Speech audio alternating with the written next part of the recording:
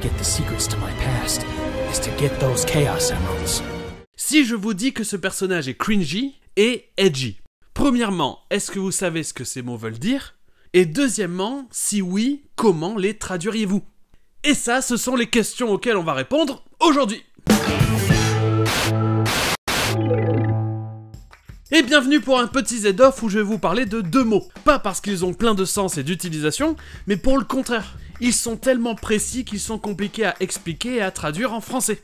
Et commençons par peut-être le plus simple des deux, cringy. C'est l'orthographe que je vois le plus souvent, mais à la base ça s'écrit cringy avec un E. Cet adjectif vient du verbe to cringe. À la base, ça a le sens très spécifique de faire un mouvement de recul parce qu'on a peur. Stop your cringing, woman. I could have shot you at any moment. Mais de nos jours, ça a un autre sens. To cringe, c'est ressentir le malaise d'une situation, être gêné pour une autre personne. En général, ça s'accompagne d'une petite grimace et d'un bruit comme celui-ci. Si vous connaissez ce terme, c'est probablement grâce à toutes les vidéos Try Not to Cringe Challenge qu'il y a sur YouTube, où le but est de regarder des vidéos qui font cringe sans réagir. Tout ça pour dire que cringy, c'est l'adjectif qui vient de cringe. Il existe aussi le terme cringeworthy. Worth, ça veut dire valoir, donc cringeworthy, c'est quelque chose qui vaut le coup de cringe. Donc simplement, qui va vous faire cringe. En clair, quelque chose de cringy ou de cringeworthy, on peut dire que c'est quelque chose de gênant. Mais le terme cringe en lui-même n'a pas vraiment de traduction en français. Welcome. Good joke. Welcome. Good joke. Thank you. Oh no. Cool. No. So you're cringing, yeah? That was the worst. Et ensuite, passons au plus compliqué des deux mots. Edgy. C'est aussi un adjectif, mais cette fois ça vient d'un nom. Edge. Edge, c'est le bord. Donc edgy, c'est littéralement quelque chose qui est au bord. Donc par exemple, quelqu'un qui est au bord de l'énervement, quelqu'un de nerveux, ça se dit edgy. And that always made me just a little edgy. Et ça se dit aussi on edge.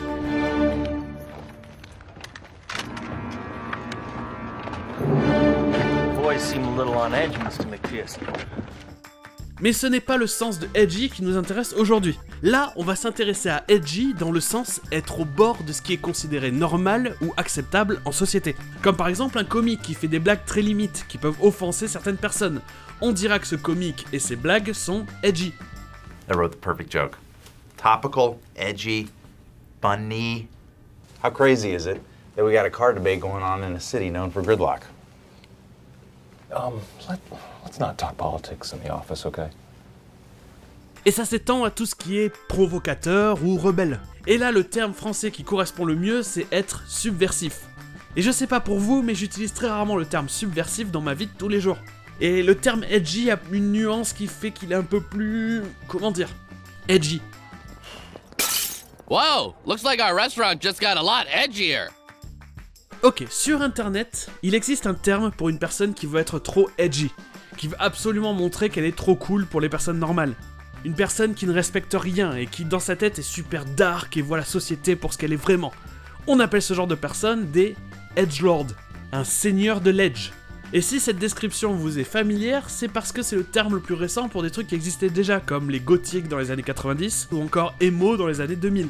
Et pour vous donner des exemples, ça va être des personnages comme Sasuke dans Naruto, Faucheur ou Reaper dans Overwatch, ou encore Shadow dans Sonic. Et c'est le moment parfait pour revenir à l'intro de l'épisode. Maintenant, si je vous dis que Shadow, il est cringy et edgy, est-ce que vous voyez de quoi je parle? Le cringy, c'est subjectif, mais les cinématiques des jeux Sonic ne sont pas vraiment des œuvres d'art en général, donc c'est dur de les regarder sans cringe. Amy, Knuckles, go left. Give me a sec. I'm on it. Et pour edgy, vous avez juste à voir son design et comment il parle. The only way I'm gonna get the secrets to my past is to get those Chaos Emeralds.